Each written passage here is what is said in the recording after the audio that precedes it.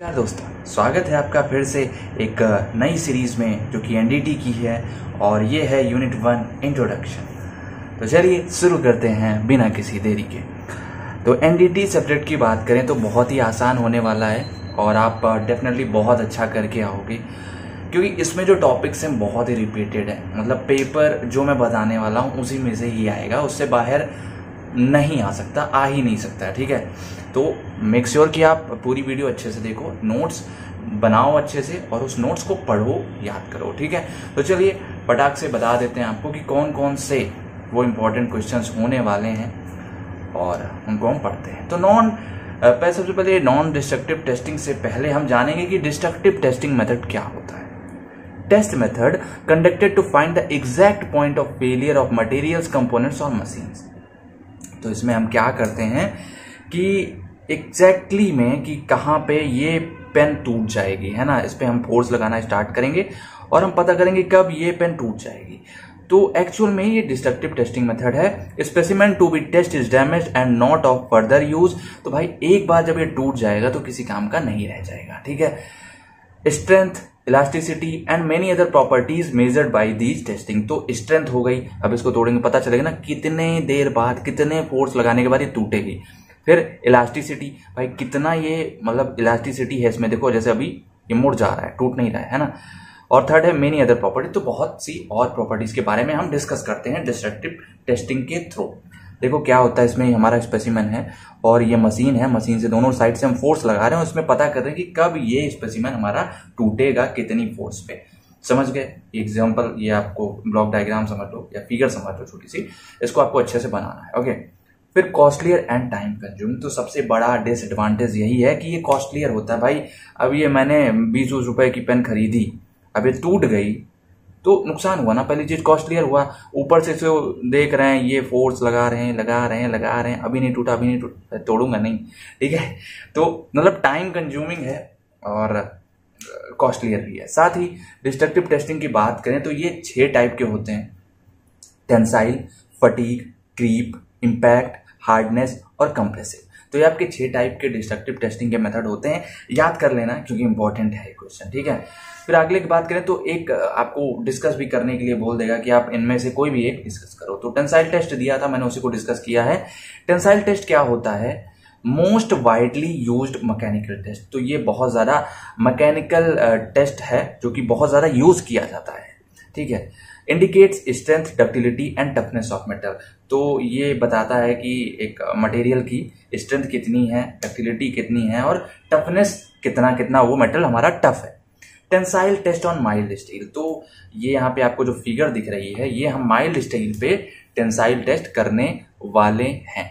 तो चलिए देखते हैं टेंसाइल टेस्ट में क्या होता है। ये एक हमारा स्पेसिमेन है, ठीक है, ये आपकी ये माइल्ड स्टील है आपकी यहाँ से यहाँ तक। अब ये जो डायमीटर है आप इसको समझ ही रहे हो, ये जो ब्लू लाइन से यहाँ दिखाया गया आपका डायमीटर है और ये डिस्टेंस बिटवीन शोल्डर्स। तो ये जहां से मुड़ना चालू किया है वहां से लेकर के वहां तक की डिस्टेंस हमारी डिस्टेंस बिटवीन शोल्डर्स, ये जो कंधे होते हैं उसी टाइप का यहाँ पे शोल्डर्स लिखा हुआ है। फिर ये हमारी गॉज लेंथ है। गॉज मतलब इतने एरिया पे हम ज्यादा फोर्स वगैरह अप्लाई करेंगे, गॉज लेंथ। और ये यहां से लेकर के यहां तक ओवरऑल लेंथ है। अब देखो क्या करते हैं, इसको हम एक साइड फिक्स कर देते हैं। ये ऊपर वाला जो पार्ट है हमारा ये फिक्स रहता है, नीचे वाला हल्का हल्का मूवेबल होता है और जब मूव करेगा तभी ये जो गॉज डिस्टेंस है आपकी बढ़ेगी और तब हम पता लगाएंगे कि कितना वो मेटल इलास्टिसिटी है उसमें। तो देखो चौथा क्या है, magnitude of load, load measuring unit. तो जो मैग्नीट्यूड ऑफ लोड है मतलब इस लोड को हम जो पता करेंगे कि कितना है वो हम लोड मेजरिंग यूनिट के थ्रू नाप लेंगे। ठीक है, फिर इलोंगेशन मेजर्ड बाय एक्सटेंसोमीटर और गॉज। तो ये जो इलोंगेशन, जो गॉज अभी जब ये फोर्स लगेगा तो इलोंगेट हो जाएगी, जो गॉज हैं ये थोड़ा सा और बड़े हो जाएंगे। ठीक है, तो वहां पे ये हो जाता है कि इलोंगेशन को हम मेजर करते हैं किससे, एक्सटेंसोमीटर से या गॉज से। फिर stress versus strain curve also drawn. तो हम स्ट्रेस वर्सेस स्ट्रेन कर्व भी ड्रॉ करते हैं और कुछ इस टाइप की हमारी फिगर हो जाती है। देखो कुछ टाइम के बाद ये टूट जाएगा, है ना। तो यहाँ पे ये देखो, ये रहा गॉज लेंथ आपकी यहाँ पे डिनोटेड है, और थोड़ा सा इसको आगे कर लेना। तो जो गॉज लेंथ है आपकी L + del L हो जाती है। इसको हम पहले तोड़ देंगे, तोड़ने के बाद फिर इसको जोड़ देंगे, जैसा करेंगे कि हाँ ये अब हमें पता लगाएं कि कितनी दूर ये इलोंगेट हुआ है, उसको हल्का जोड़ देंगे। जैसे पार्ले जी का बिस्किट होता है, उसको बीच से तोड़ दो, ठीक है, उसके बाद उसको जोड़ो, फिर पता लगाओ कि कितना हुआ। और लो पार्ले जी बिस्किट वो नहीं इलोंगेट करेगा। कोई और एग्जाम्पल आप लो, जैसे कौन सा एग्जाम्पल दें हम, जैसे कोई स्टील का बर्तन है, ठीक है, आप उस पर फोर्स लगा रहे हो, तो जैसे चम्मच ले लो आप, अपना चम्मच, ठीक है, चम्मच पे जब आप दोनों साइड से फोर्स लगाओगे तो वो इलोंगेट करेगा, और उसको जब टूट जाएगा उसको हल्का सा आप जोड़ोगे तो आप पता लगा सकते हो कितना इलोंगेट किया है, ठीक है। तो वही चीज़ यहाँ पे करते हैं। तो ये होता है आपका टेंसाइल टेस्ट। तो ये आपकी डिस्ट्रक्टिव टेस्टिंग है। अब हम बात करने वाले हैं नॉन डिस्ट्रक्टिव टेस्टिंग की। तो नॉन डिस्ट्रक्टिव टेस्टिंग क्या होता है, वो मेन सब्जेक्ट ही है आपका, ठीक है, ये नॉन डिस्ट्रक्टिव टेस्टिंग। तो इसको अच्छे से सुनना, अच्छे से समझना। प्रोसेस ऑफ इंस्पेक्टिंग, टेस्टिंग और इवेल्युएटिंग मटेरियल्स। तो ये प्रोसेस है जिसमें हम इंस्पेक्ट करते हैं, टेस्ट करते हैं और इवेल्युएट करते हैं मटेरियल्स को, उनके कंपोनेंट्स को और उनकी असेंबलीज को, कि उनमें कहाँ पे डिसकंटिन्यूज हैं, कंटिन्यूटीज हैं या डिफरेंसेस हैं, characteristics, without destroying the serviceability of the part और सिस्टम, ठीक है। तो हम इस पेन को बिना तोड़े ही पता लगाएंगे कि इसमें कहाँ पे डिफेक्ट है, कहाँ पे एयर गैप है, सारी चीजें इसको बिना तोड़े, मतलब ये बाद में हम यूज कर सकते हैं, है ना। Test is completed, the part can be still use. तो जब टेस्ट खत्म हो जाएगा तब भी हम इसे यूज कर सकते हैं, मगर डिस्ट्रक्टिव टेस्टिंग में आप ऐसा नहीं कर सकते, ठीक है। Use to determine physical properties, impact, resistance, ductility, yield, ultimate tensile strength, fracture. तो ये सारी प्रॉपर्टीज हम लोग डिटरमाइन कर सकते हैं थ्रू नॉन डिस्ट्रक्टिव टेस्टिंग। तो ये ज्यादा बेटर होता है than destructive testing. Highly valuable technique, can save money and time. तो ये हाईली वैल्यूएबल टेक्निक है आपकी, और ये आपके पैसों के साथ साथ आपका टाइम और आपका प्रोडक्ट भी बचा सकता है, ठीक है। तो चलिए अब जानते हैं हम एडवांटेजेस ऑफ एनडीटी। तो आप तो जान ही होंगे कि एनडीटी के भर भर के एडवांटेज है ना। क्या है कि ensures integrity and reliability of a product. तो ये इंश्योर करती है कि प्रोडक्ट आपका टूटे ना, खराब ना हो, और उसके रिलायबल कितना है, वो कितना हद तक आप उसे यूज कर सकते हो वो भी बताता है अच्छे से। Time and money saving because these are fast method. तो बहुत ही फास्ट होते हैं। अब भाई तुम उसको तोड़ रहे थे उसमें टाइम लग रहा था, मगर इसमें कोई टाइम नहीं लगेगा, फटाक से पता लग गया। यहाँ से अल्ट्रासोनिक टेस्टिंग पास किए, ठीक है, अल्ट्रासोनिक बेस पास किए तो पता चल गया भाई यहाँ पे डिफेक्ट है। तो टाइम के साथ साथ आपका मनी भी सेविंग है। Higher customer satisfaction, prevent accident, saves life. तो ये ज्यादातर आपके मोटर जैसे इंपॉर्टेंट थिंग्स में भी यूज हो जाता है ना। तो ऐसे जहाँ पे बहुत ज्यादा रिस्क होता है उन कामों के लिए भी हम इसका यूज करते हैं, और ये कस्टमर को सेटिस्फाई करता है, साथ ही साथ एक्सीडेंट्स को बचाता है और जाने बचाता है, ठीक है। और production, inspection and labour cost reduce. तो इसमें भाई साहब ज़्यादा लोगों की ज़रूरत नहीं है, और जो प्रोडक्शन का कॉस्ट है, जो इंस्पेक्शन का कॉस्ट है, जो लेबर का कॉस्ट है, तीनों ही रिड्यूस हो जाते हैं। Easy material handling, one way process control. तो ये वन वे प्रोसेस कंट्रोल है, इसमें एक बार आपने फिट कर दिया, आप वहीं पे चेक कर लिए, बात करते हैं, ठीक है। तो चलिए अब बात करते हैं हम लिमिटेशंस। तो भाई हर एक चीज की लिमिटेशंस होती है। लिमिटेशन ऑफ एनडीटी क्या है, skill worker is required, data interpretation difficult. तो क्या होता है कई बार हमें जो इस चीज को हमने इसमें मान लो फिट कर दिया और इसको देख रहे हैं कि किस तरीके से यहाँ से वेव्स को पास करा रहे हैं, ठीक है। तो हम ये देख रहे हैं यहाँ पे कि जो कंप्यूटर लगा हुआ है, ठीक है, कंप्यूटर में जो वेव्स रहेंगी, ठीक है, वो कुछ आपकी इस तरह से पास होंगी, है ना, ऐसे ऐसे ऐसे। अब अगर वो वर्कर उतना ज़्यादा स्किल नहीं होगा तो उसे नहीं पता चलेगा कि हाँ भाई कैसे वेव्स, कहाँ पे डिसकंटिन्यूटी है, कहाँ पे हमारा डिफेक्ट है मटेरियल में। तो उसके लिए एक स्किल वर्कर पढ़ा लिखा होना चाहिए। फिर डेटा इंटरप्रिटेशन डिफिकल्ट होता है, जैसे ईसीजी मशीन्स होती हैं, उनमें पता ही नहीं चलता कब कहाँ क्या हो रहा है ना। फिर preparation before testing can be time consuming and costly. तो बिफोर टेस्टिंग, है ना, अभी इस सामान को हम अगर जब फिट करते हैं, अपने यहाँ पे हमारी मशीन रखी है, ये हमारा स्पेसिमेन है, इन सबको जब फिट करते हैं तो हो सकता है इसको क्लीन भी करना पड़े, साफ भी करना पड़े, है ना।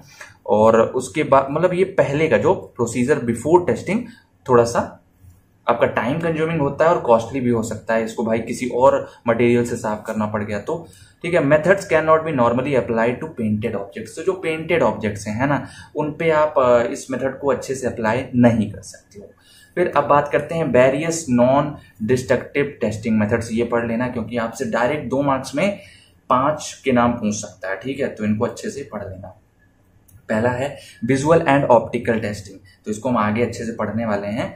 दूसरा है पेनिट्रेंट टेस्टिंग, ये भी आगे अच्छे से पढ़ेंगे। Magnetic particle testing, eddy current testing, radiographic testing और अल्ट्रासोनिक टेस्टिंग, इन सब को हम आगे बहुत ही अच्छे से आगे के 5 चैप्टर में अच्छे से पढ़ने वाले हैं। तो परेशान नहीं होना, अभी इनके बारे में नहीं बता रहा हूँ, बाद में अच्छे से डिस्कस करेंगे। और अब लास्ट है एप्लीकेशन, देख लेते हैं। एप्लीकेशंस क्या होते हैं? ये ऑटोमोटिव में इंजन पार्ट्स बनाने के लिए, फ्रेम्स बनाने के लिए यूज किया जाता है। एविएशन में, कंस्ट्रक्शन में, ब्रिजेस में, मैन्युफैक्चरिंग में, यहाँ कहीं पे ये जो इंजन पार्ट्स होते हैं उनमें जो डिफेक्ट्स होते हैं उनको आइडेंटिफाई करने के लिए हम नॉन डिस्ट्रक्टिव टेस्टिंग का यूज करते हैं। अब भाई इतना बड़ा प्लेन है, उसमें कहीं पे मान लो मटेरियल में कहीं पे डिफेक्ट आ गया तो पता चला हम उसको तोड़ के देख रहे हैं भैया क्या हुआ है। तोड़ना नहीं है, मतलब डिफेक्ट को हम ऐसे आइडेंटिफाई कर देते हैं। अगर उसका कोई अच्छा सा सॉल्यूशन है जो कि उसको बिना तोड़े ही हम कर सकें तो वो अच्छे से अप्लाई कर देते हैं। अब बात करते हैं हम नेक्स्ट टॉपिक की, जो कि है विजुअल इंस्पेक्शन मेथड। तो जैसा नाम से क्लियर है, विजुअल मतलब हमें विजिबल रहेगा ऐसा इंस्पेक्शन मेथड है ये। तो यहाँ पे क्या होता है, आपके ये स्पेसिमेन रखा हुआ है, ठीक है, ये आपका स्पेसिमेन है और यहाँ पे ये देखो ये, ठीक है, ये जो है डिफेक्ट है। अब डिफेक्ट है तो हम क्या कर रहे हैं, टॉर्च जला रहे हैं, कोई लाइट थोड़ा सा बढ़िया सी लाइट मार रहे हैं और अपनी आंखों से देख करके कि भाई यहाँ पे डिफेक्ट है, इसको जो है हमें सही करना है। तो एग्जामिनेशन ऑफ मटेरियल, कंपोनेंट और product for conditions of non conformance. Non conformance मतलब कि डिसकंटिन्यूटीज हो गया आपका, यूजिंग लाइट एंड आइज और विथ अदर टूल्स। तो कन्फर्मेंस का मतलब आप जान लेना कि डिफेक्ट हो गया या फिर आपकी डिसकंटिन्यूटीज हो गई, ठीक है, थोड़ा स्पेलिंग गलत कर दिया हूं क्योंकि जल्दी जल्दी में, ठीक है। यूजिंग लाइट एंड आइज और विथ अदर टूल्स, तो हम लाइट का यूज कर लेते हैं या आंखों से, मतलब आंखों से तो देखना ही है क्योंकि विजिबल है, और साथ ही साथ कुछ और टूल्स का भी हम यूज कर लेते हैं कई बार।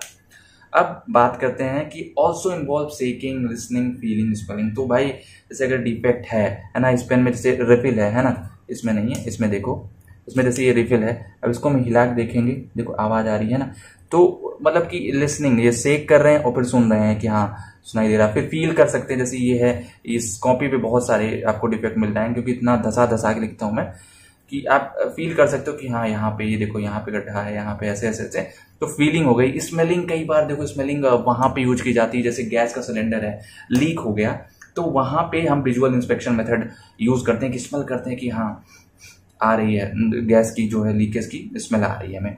कंसिस्ट मेजर 2 प्रोसेस, तो इसमें बेसिकली 2 तरह के प्रोसेसेस होते हैं।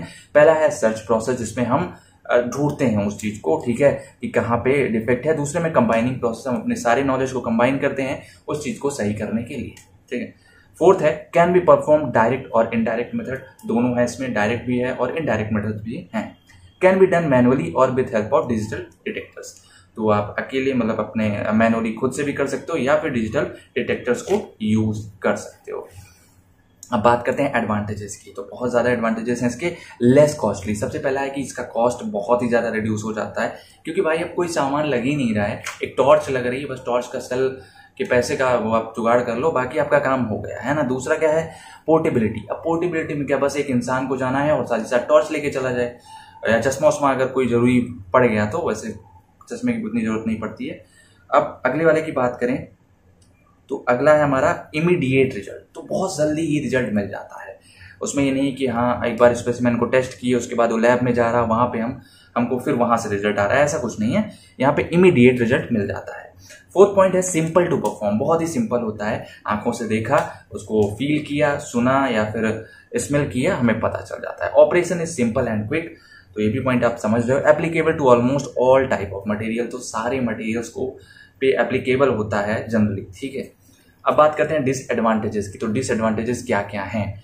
Inspection is limited to some surfaces, कुछ सरफेसेस पे ही लिमिटेड होता है, ये इसका पहला डिसएडवांटेज है। स्किल्ड इंस्पेक्टर इज रिक्वायर्ड, देखो स्किल्ड इंस्पेक्टर का मतलब इतना है कि भाई उसको ये पता होना चाहिए कि कौन सी प्रॉब्लम कहाँ पे हो सकती है ना, कि अब यहाँ पे कौन सी प्रॉब्लम हो सकती है या फिर यहाँ पे कौन सी प्रॉब्लम हो सकती है, नीचे क्या प्रॉब्लम हो सकती है, तो सारी चीजों से पता होनी चाहिए, एक्सपीरियंस्ड होना चाहिए बस, ठीक है। Health and I site of inspector also important issue, तो भाई इसमें ये सबसे बड़ा इशू होता है कि भाई देखो आप अपने पढ़ाई के दम पे, आप अपने नॉलेज के दम पे जॉब तो उठा लोगे, मगर वो जो हेल्थ और आई साइट, ये दोनों बहुत बड़ा फैक्टर है कि आप पढ़ते पढ़ते पता चला आपकी आंखें कमजोर हो गई, है ना। तो आंखों को थोड़ा मजबूत रखना पड़ेगा, आंखों का जो विजन है वो अच्छा होना चाहिए, और वही सबसे बड़ी प्रॉब्लम कॉज करता है यहाँ पे कि लोग सही से फाइंड नहीं कर पाते। Internal defects can not be found in visual inspection. तो जो डिफेक्ट आपका स्पेसिमेन के अंदर है, मान लो ये जो डिफेक्ट यहाँ पे मान लो एक डिफेक्ट है, तो इसको आप बस ठोक के भी सुन सकते हो, बट प्रॉब्लम होगी वहां पे, ठीक है। तो कुछ इस तरीके से हमारा वर्क करता है, डिसएडवांटेजेस इसके। अब बात करते हैं एप्लीकेशंस की जो कि विजुअल इंस्पेक्शन के हैं। पहला क्या है, corrosion and erosion in metals. तो कोरोजन और इरोजन मेटल्स के वो हम पता लगा लेते हैं इससे। Belts which have discontinuity on surface. तो जो बेल्डिंग करते हैं, जो डिसकंटिन्यूटी होती है, उनको हाथ से टच करोगे आपको पता चल जाएगा। फिर क्रैक्स हो गया, फ्रैक्चर हो गया, लीकेजेस हो गए, तो सारी चीजें हम विजुअल इंस्पेक्शन मेथड से पता लगा लेते हैं। देखो विजुअल इंस्पेक्शन मेथड जब आए तो बस तुम सोचना कि भाई है क्या, आंखों से जो हम देख सकते हैं, सुन सकते हैं, सूंघ सकते हैं, वो सारी चीजें फील कर सकते हैं, आपकी इसमें आते हैं। अब इक्विपमेंट्स यूज्ड, जो हम इक्विपमेंट यूज करते हैं विजुअल इंस्पेक्शन में, वो पहला है बोरिस्कोप। बोरिस्कोप की फिगर मैं आपको दिखा दूंगा, ठीक है। दूसरा है मैग्नीफाइंग ग्लास, तीसरा है ऑप्टिकल माइक्रोस्कोप, चौथा है आपका टेलीस्कोप, पांचवा है सीसीटीवी, छठवां है रूलर्स, सातवां है होलोग्राफी। तो ये सारे इक्विपमेंट्स होते हैं, आप इनको लिख सकते हो और आपको मार्क्स मिलेंगे, ठीक है। बोरिस्कोप की मैं फिगर दिखा दूंगा आपको, अगर नहीं दिखा पाया तो आप इसको गूगल कर लीजिएगा प्लीज। और 1.14 क्वेश्चन आपको पढ़ना है, ठीक है, खुद से, बहुत ही नॉर्मल क्वेश्चन है। और अब बात करते हैं मशीन विजन की। तो मशीन विजन क्या होता है? मशीन विजन जैसा कि अब यहाँ पर अगर ह्यूमन विजन होता तो इंसान की आंखें, मशीन विजन है तो मशीन की आंखें, मशीन कैसे चीजों को देख रही है। Technology and method which uses an imaging system and a computer. जो ऐसी टेक्नोलॉजी है जो कि एक इमेजिंग सिस्टम और कंप्यूटर को यूज करती है to analyse an image and provide imaging based automatic inspection. To analyse an image, एक इमेज को एनालाइज करने के लिए कि इस इमेज में क्या है, कैसे है, उस चीज को एनालाइज करने के लिए जो एक इमेजिंग सिस्टम और कंप्यूटर को यूज करे। And analysis for automatic inspection, process control and other industries. तो ये चीजें आपकी इन जगह पे यूज होती हैं। इसमें क्या होता है, आपका एक इंसान होता है, यहाँ पे मशीन सब कुछ काम करती है, बस इंसान को कंट्रोल करना है, ये देखना है कि कितना रिजल्ट आया, ठीक है। Can eliminate human effort, allows process equipment use 24 hours a day. तो मतलब क्या होता है कि इंसानों की नौकरी खा सकता है, आराम से खाता है, क्योंकि यहाँ पे आप देखोगे कि ये पर्टिकुलर चीज 24 आवर्स से होती है ना। अब एक इंसान 24 घंटे काम नहीं कर सकता, बट मशीन 24 घंटे कर सकती है, बस उसको आप पावर देते रहो, है ना। चलिए अब ये कुछ हो गया। अब हम बात करेंगे बहुत ही इंपॉर्टेंट टॉपिक की। थोड़ा सा मतलब आपको इसको समझना पड़ेगा, मैंने इसको कम समझाया है। अगर आप चाहो तो आप एक वीडियो देख लेना, ह्यूमन आई कैसे काम करती है, ठीक है। मैं ट्राई करूंगा। देखो इसको बनाने का पहला तरीका, ठीक है, आपको क्या करना है, सबसे पहले एक सेमी सर्कल, फिर एक सेमी सर्कल, ठीक है। उसके बाद इसको ऐसे करके ज्वाइन कर देना और यहाँ पे हल्का सा बल्ज आउट कर देना, ठीक है। फिर एक और सेमी सर्कल, एक और सेमी सर्कल, बट अभी इसको ज्वाइन नहीं करना है इस बार, ठीक है। और फिर इसको हल्का सा फिर से बल्ज आउट कर देना और यहाँ पे एक लाइन खींच देना। फिर एक गंदी सी फिगर जो कि आपका स्फेरिकल साइड, या आप चाहो तो गोला भी पूरा पूरा बना सकते हो, ये भी सही है, ठीक है। ऐसी फिगर आपको बनानी है और यहाँ पे आपकी आई रेडी हो गई, ह्यूमन आई, ठीक है। I hope so. आंख जैसा तो कम लग रहा है, बट आप बड़ा सा बनाओगे तो लोग समझ जाएंगे, है ना, पार्ट्स दिखोगे। देखो सबसे पहले क्या होता है, जब भी आप कोई चीज देखते हो तो कॉर्निया से लाइट आती है। कॉर्निया का काम क्या होता है कि लाइट ऐसे आ रही, ठीक है। अब वो लाइट को जो है क्या करेगा, एक एंगल बनाएगा कि लाइट एक एंगल से अंदर जाए, फिर वो प्यूपिल से पास होगा। प्यूपिल आपका एक ऐसा एरिया होता है जो कि लाइट के अमाउंट को कंट्रोल करता है कि कितनी लाइट कहाँ पे जा रही है ना। फिर अगला है आइरिस। आइरिस क्या करता है कि ओके सो प्यूपिल का काम इतना ही रहता है कि जब हम बाहर निकलते हैं तो लाइट जो है कॉन्स्ट्रिक्ट हो जाती है, जब हम अंदर आते हैं तो डायलेट हो जाती है, ठीक है। मतलब सिंपल से ही कहना है, जब आप बाहर निकलोगे तो आपको ज्यादा चीजें दिखाई देने लगेंगी, है ना, मतलब ज्यादा लाइट के साथ। जब आप अंदर आओगे तो वही चीज डायलेट हो जाता है, पहले आपको कुछ दिखाई नहीं देगा, थोड़ी देर के बाद आप कहोगे हाँ अब नॉर्मल हुआ है, अब मुझे हर एक चीज दिखाई दे रही। तो ये उस अमाउंट ऑफ लाइट को कंट्रोल करता है। फिर थर्ड में आता है आपका आइरिस। तो आइरिस जो होता है आई बॉल पिगमेंटेशन के लिए बहुत ज्यादा इंपॉर्टेंट होता है। जैसे किसी की काली आंखें होती हैं, किसी की भूरी आंखें होती हैं, किसी की ब्लू आइज होती हैं, हनी सिंह वाली।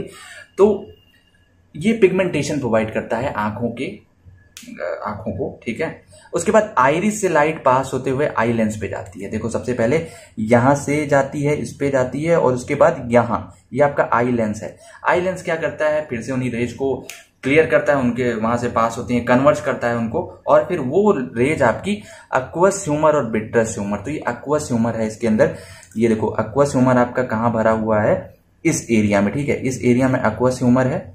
और आपका विट्रस ह्यूमर कहाँ पे भरा हुआ है, ये जो बॉल है इसके अंदर विट्रस ह्यूमर। तो विट्रस ह्यूमर का काम ही होता है कि ये आई बॉल को गोल शेप, आपकी आंखें गोल हैं, वो सिर्फ विट्रस ह्यूमर ऐसा लिक्विड होता है जो आपके आई बॉल को स्फेरिकल शेप देता है, ठीक है। और एक्वस ह्यूमर आपके आई को बचाता है सॉक्स, जो अगर आपको चोट लग जाएगी आंख पे तो उस सॉक्स से आपको सेफ रहने में मदद करता है, ठीक है। उसके बाद आपके ये लाइट पास होते हुए रेटिना पे जाती है। रेटिना पे आपकी इमेज फॉर्म होती है। अब आप अगर कोई भी चीज मान लो एक ट्रायंगल देख रहे हो तो वो इतने प्रोसेस के बाद पहुंचती है कहाँ पे, रेटिना कहाँ पे है आपका, ये रहा रेटिना, ठीक है। इस एरिया को रेटिना बोलते हैं। तो यहाँ पे कहीं जाके आपका ट्रायंगल बनेगा, ठीक है। इसको भी आप दिखा सकते हो। साथ ही साथ अगर और पार्ट्स की बात करें तो लेंस हो गया आपका, प्यूपिल हो गया, और साथ ही साथ रेटिना। तो आई थिंक एक दो टॉपिक जो बचे होंगे उनको देख लेना। ये जो ऑप्टिक नर्व्स हैं, देखो ये आपकी ऑप्टिक नर्व्स हैं यहाँ पे, ठीक है। ऑप्टिक नर्व्स क्या करती हैं भाई, अब रेटिना पे इमेज बनी तो उनको तुरंत ही वो सेंस करती हैं, उनको देखती हैं, जानती हैं, और तुरंत ही आपके ब्रेन के पास पहुंचा देती हैं, ठीक। तो ऑप्टिक नर्व्स का इतना काम होता है। बाकी आई डोंट थिंक सो कुछ और बचा है। अगर कोराइड की बात करें तो ये आपकी आंखों को इम्पोर्टेंट न्यूट्रिशन प्रोवाइड करता है। और आपका ये जो स्क्लेरा है, ठीक है, ये आपका व्हाइट पार्ट है आंखों का। तो इसको एक बार देख लेना आप, एक अच्छा सा कोई भी क्वेश्चन उठा के देख लेना। बाकी प्रोसेस यही है, आपकी लाइट ऐसे ही पास होती है, ठीक है। रेटिना में आपके फोटो रिसेप्टर्स होते हैं जिनको हम रॉड्स और कोन्स कहते हैं, तो इनको भी आप देख लेना। बस इतना ही है। तो चलिए बस ह्यूमन आई, उसके आगे बढ़ते हैं। अब बात करते हैं हम बहुत ही ज्यादा इंपॉर्टेंट टॉपिक की, और ये एक टेस्ट है, ठीक है। और तो मैंने इंपॉर्टेंट टॉपिक में बताया था ये 4 टेस्ट हैं, मगर ये 2 ही टेस्ट हैं, ठीक है। पहला है ऑयल व्हाइटनिंग टेस्ट और चॉक टेस्ट। तो इसके 2 नाम हैं और दोनों नाम से आता है, ठीक। अकेले में पूछ लेगा ऑयल व्हाइटनिंग टेस्ट क्या होता है, फिर पूछ लेगा चॉक टेस्ट क्या होता है। तो ठीक है, तो याद रखना दोनों नाम, कंफ्यूज नहीं होना दोनों में, ठीक है। तो ऑयल व्हाइटनिंग टेस्ट में क्या होता है, सबसे पहले specimen to be inspected in oil bath. तो क्या होता है, आप एक स्पेसिमेन उठाते हो, जैसे सपोज करते हैं कि ये हमारा एक स्पेसिमेन है, हमें इसमें पता करना है कि डिफेक्ट कहाँ पे है। तो हम क्या करेंगे, इसको उठाएंगे और ये एक टैंक लेंगे, टैंक में ऑयल लेंगे, ऑयल ल्यूब्रिकेटेड ऑयल, डार्क ल्यूब्रिकेटेड ऑयल, और उसमें केरोसिन मिला करके इसको डिप कर दें, पूरा डूब जाएगा, ठीक है, सबमर्ज नहीं रहेगा, डूब जाएगा। फिर प्रॉपर ड्वेल टाइम देंगे इसको हम प्रोवाइड करेंगे कि थोड़ी टाइम, सफिशिएंट टाइम पे तक ये अंदर रहे, ताकि जो ऑयल मिक्सचर है वो डिफेक्ट्स के अंदर चले जाए, ठीक है। अब देखो पहली फिगर ये है आपकी, यहाँ पे हमने अपने स्पेसिमेन को डाल रखा है, ये टैंक है हमारा, इसमें डार्क ल्यूब्रिकेटेड ऑयल प्लस केरोसिन पड़ा हुआ है। साथ ही अगली फिगर देखो, अब क्या करते हैं हम, surface clean to remove excess oil. तो अब हमारा नेक्स्ट स्टेप है, आप स्टेप वाइज लिखना, मैं बता रहा हूँ। उसके बाद अब इसको हम बाहर निकालें, है ना। अब इस स्पेसिमेन को बाहर निकालते हैं। बाहर निकालने के बाद इसको हम रखते हैं। तो क्या होगा कि पूरा जो डिफेक्ट्स होंगे उसमें तो ऑयल गया ही है, मगर उसके ऊपर से क्या होगा कि कुछ ऑयल यहाँ लगा हुआ, मान लो OX, ये जो है यहाँ पे डिफेक्ट है और यहाँ पे अंदर इसके क्या गया है, ऑयल, और इसके ऊपर भी ऑयल लगा होगा। तो हम एक कपड़ा लेंगे और उससे क्लीन करेंगे, इस पर्टिकुलर चीज को क्लीन कर दिए। क्लीन करने के बाद अब क्या होगा, surface clean to remove excess oil, तो एक्सेस ऑयल हट गया। अब applying coating of fine chalk powder and wait till kerosene evaporates. तो अब ये थर्ड स्टेप है आपका। थर्ड स्टेप में हम क्या करते हैं, इसके ऊपर चॉक पाउडर जो व्हाइट वाली चॉक जिससे टीचर लिखते हैं आपके कॉलेज में, आपके क्लास में, तो उसी को हम लोग पहले पीस लेंगे, एकदम हल्का सा, एकदम, ठीक है, एकदम फाइन पार्टिकल्स कर लेंगे और उसको जो है इसके ऊपर स्प्रेड कर देंगे। इसको स्प्रेड करेंगे और वेट करेंगे कि जो केरोसिन है, मिट्टी का तेल है, वो उड़ जाए, ठीक है। उड़ गया। अब क्या हुआ, अगला स्टेप क्या है, हैमर लेंगे और हल्के हल्के, ये नहीं भैया ठक ठक गायब हो जाए, तो गायब नहीं करना, उसको हल्के हल्के से हिट करेंगे ताकि जो ऑयल हमारा अंदर है वो थोड़ा सा सरफेस पे आ जाए। तो oil in chalk coating shows the presence of discontinuities, ठीक है। तो उसको हम हैमर से हिट किए तो थोड़ा थोड़ा ऊपर आ जाएगा और वही चीज डिसकंटिन्यूटीज को रिप्रेजेंट करेगा। तो ये आपका ऑयल व्हाइटनिंग टेस्ट होता है, बहुत ही ज्यादा यूज किया जाता था। और देखो कहाँ यूज होता है, use to inspect rail road axles. तो रेल रोड एक्सेस को इंस्पेक्ट करने के लिए यूज किया जाता है। व्हील कपलर्स और लोकोमोटिव पार्ट्स, तो जितने आपके लोकोमोशन में यूज होते हैं उनमें ये आपका टेस्ट यूज किया जाता है। अब अगले वाले की बात करें तो अगला क्या है, हैमर टेस्ट और रिंगिंग टेस्ट।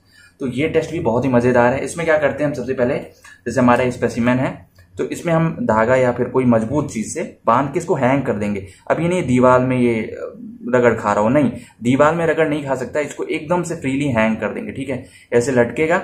और उसके बाद based on principle of interpretation of sound, तो ये सिंपली बेस्ड है इंटरप्रिटेशन ऑफ साउंड की। अब हम इस पे क्या करेंगे, इसको हैंग कर दिया हमने, अब हैमर लेंगे, हैमर लेके इस पे हिट करेंगे। जब हिट करेंगे तो उसमें से आवाज आएगी, उसी आवाज से हम पता करेंगे कि कहाँ पे कौन सा डिफेक्ट है, ठीक है। तो वर्किंग प्रिंसिपल क्या होता है, difference between pitch and sound quality of sound emanating from healthy and unhealthy casting. यहाँ पे वाई होगा, ये आपका हेल्दी हो जाएगा, हेल्दी एंड अनहेल्दी कास्टिंग। तो क्या होगा, जैसे आप कोई भी चीज ले लो, जैसे ये, जैसे एक बोतल लेते हैं हम, ठीक है, इस बोतल में आप, यार पानी गिर गया पूरा, ठीक है। तो देखो इस बोतल में आप अगर इस चीज को हम पता करें तो मान लो हैंग कर दिया, अब देखो इस पे हम हिट करते हैं तो यहाँ पे किस टाइप की आवाज आ रही, और यहाँ पे मतलब कहाँ पे हेल्दी है कहाँ पे अनहेल्दी है, इस टाइप से पता लगा लेते हैं, ठीक है। थोड़ा सा पानी गिर गया है यार ये, चलिए कोई नहीं। चलिए अब बात करते हैं हम इसमें, तो इमेंटिंग हेल्दी एंड अनहेल्दी कास्टिंग का आपको पता चल गया होगा I hope so. Third procedure की बात करें तो प्रोसीजर मैंने आपको समझा दिया। सबसे पहले हैंग करेंगे अपने कास्टिंग को, उसके बाद उसको हैमर से जेंटली हैंग करेंगे और हैमर से जेंटली हिट करेंगे अलग अलग लोकेशन पे, ताकि हमें पता चल सके कि कहाँ पे कैसी आवाज आ रही है, और उस बेसिस पे हम क्रैक को डिटरमाइन करते हैं। Sound is carefully noted either by year और इलेक्ट्रॉनिक डिवाइस। या तो हम कान से सुनते हैं, हमें सुनाई देता है कि ऐसी आवाज यहाँ से आ रही, ऐसी आवाज यहाँ से आ रही, तो कान से सुनते हैं, या फिर कोई एक मटेरियल ले आके रख देंगे, मतलब पर्टिकुलर कोई इलेक्ट्रॉनिक डिवाइस जो कि ये पता करेगी कि हाँ भाई यहाँ से साउंड की इंटेंसिटी कम है, पिच अलग है, तो उस बेसिस पे भी हम पता लगाते हैं। फोर्थ पॉइंट है effective only when large defects are present. तो इसका सबसे बड़ा ड्रॉबैक है ये कि ये जहां पे बहुत बड़े डिफेक्ट्स होते हैं वहीं पे ये पता लगा पाता है, वरना नहीं। एप्लीकेशन देखा जाए तो ग्राइंडिंग व्हील्स आपका इसका मेजर एप्लीकेशन है। तो चलिए बस इतना ही है इस टेस्ट में। अब बात करते हैं हम लास्ट टॉपिक की, जो कि है आपका डिफेक्ट्स, ठीक है। तो डिफेक्ट्स क्या होते हैं, डिफेक्ट्स जैसे आप पढ़ते हुए आए हो, बिल्डिंग में पढ़े होगे, इससे पहले मटेरियल इंजीनियरिंग में पढ़े होगे, तो बहुत जगह पढ़ चुके हो। डिफेक्ट्स क्या होते हैं, any interruption in the normal physical composition of part that is rejectable is known as defect. तो कहीं पे भी इस पूरी पर्टिकुलर जैसे पेन है तो इसमें कहीं पे भी इंटरप्शन हो नॉर्मल फिजिकल कंडीशन, देखो अभी ये स्मूथ है, मान लो इसको ऐसे कोई ऐसे करके निकाल दे, ठीक है, तो यहाँ पे जो इंटरप्शन हो जाएगा वो आपका डिफेक्ट कहलाता है, और ये फिर यूज नहीं किया जा सकता। और तो ये पेन है, इसको तो हम यूज कर लेंगे। वो देखोगे ना आप लोग, ये कुछ लोग होते हैं पेंसिल हो पेन हो पीछे से खा जाते हैं, वो देखने में कितना गंदा लगता है यार। अगर आप भी करते हो तो उसको मत किया करो, ठीक है। तो वही चीज है कि वो डिफेक्ट हो जाता है, interrupts the process of NDT. तो ये सबसे गंदा चीज है कि ये एनडीटी के प्रोसेस को इंटरप्ट करता है ना। अल्ट्रासोनिक वेव्स को जब हम पास कराएंगे तो वो सही से नहीं पास हो पाएगी, वो स्टार्टिंग में बताएगी डिफेक्ट है, तो वही चीज है। चलिए अब बात करते हैं पहला जो कि है कास्टिंग डिफेक्ट। तो सबसे पहले जानते हैं कास्टिंग होता क्या है। कास्टिंग वो होता है कि हमारा जैसे कोई भी मेटल है, ठीक है, ये हमारा एक मेटल है और इस मेटल में यहाँ पे एक वेकेंट एरिया है, यहाँ पे एक खाली एरिया है, तो हम क्या करते हैं लोहे को या कोई भी जो मोल्टेन मेटल होता है उसको गर्म करते हैं, उसको मोल्ड करते हैं, और जब वो एकदम खौलता हुआ लाल हो जाता है तो उसको इसमें हम लोग डाल देते हैं। तो इससे क्या होगा कि ये जो एरिया है जो वेकेंट है ये भर जाएगा। मगर जो डिफेक्ट अब अराइज होता है कास्टिंग डिफेक्ट्स में, पहला स्कार, हम उसको सही से डालते तो हैं मगर shallow glow on flat surface, तो फ्लैट सरफेस पे थोड़ा सा ऐसा कुछ फिगर बन जाता है, ये आपका स्कार में आता है। सेकंड है पोरोसिटी। पोरोसिटी क्या होता है, arises due to reduction in solubility of gas during solidification. तो जब भी हम सॉलिडिफाई करते हैं किसी भी पर्टिकुलर चीज को, अब हमने हीट करके इसमें डाल दिया, तो जब सॉलिडिफाई कर रहे थे तभी क्या होता है कि इसमें जो सॉलिबिलिटी ऑफ गैसेस है वो सही से हो नहीं पाती और इसलिए पोरोसिटी हो जाती है, बीच बीच में गैसेस ट्रैप हो जाती हैं, कुछ ऐसा फिगर बन जाता है, ठीक है। अगला क्या है हमारा गैस होल्स। तो गैस होल्स क्या होते हैं, अब form due to entrapped gases of spherical shape. तो इसमें भी गैसेस आपकी इंट्रैप हो जाती हैं। अब इन दोनों फिगर में आप देखो, ये सोचोगे कि डिफरेंस क्या है, तो डिफरेंस इतना ही है भाई, ये जो होते हैं एकदम ब्लैक कर देना इनको, मतलब ब्लू या ब्लैक कर देना, और ये आपके थोड़ा सा ओपन रहते हैं, इनका शेप ऐसा रहता है, ठीक है। Form due to entrapped gases of spherical shape, तो स्फेरिकल शेप की जब गैसेस इंट्रैप हो जाती है तो गोल गोल उसमें ये डिफेक्ट आपको देखने को मिलता है। अब बेल्डिंग डिफेक्ट की बात करें तो आप एडवांस बेल्डिंग में अच्छे से पढ़ के आए होगे बेल्डिंग डिफेक्ट क्या होता है। तो बेल्डिंग डिफेक्ट में क्या होता है, देखो पहला है स्लैग इंक्लूजन। स्लैग इंक्लूजन आपने पढ़ा होगा, हम लोग वेल्डिंग करते टाइम ऑक्साइड यूज करते हैं, फ्लक्स यूज करते हैं या इलेक्ट्रोड कोटिंग यूज करते हैं। अब यूज करते टाइम क्या होता है, वो इसी में ट्रैप हो जाती है। ट्रैप हो जाती है तो हमारे देखो ये बेल्डिंग है, मगर ये हमारा स्लैग इंक्लूजन है, तो ये हमारा स्लैग इंक्लूजन है, ठीक है। यहाँ पे आप देख सकते हो, तो ये जो है आपके ऑक्साइड्स हैं, फ्लक्सेस हैं या इलेक्ट्रॉन कोटिंग्स यहाँ पे अच्छे से मतलब गंदे तरीके से ट्रैप हो गए हैं, ठीक है। अब बात करते हैं इनकम्प्लीट फ्यूजन की। ये हमारा सेकंड टाइप का डिफेक्ट होता है बिल्डिंग में।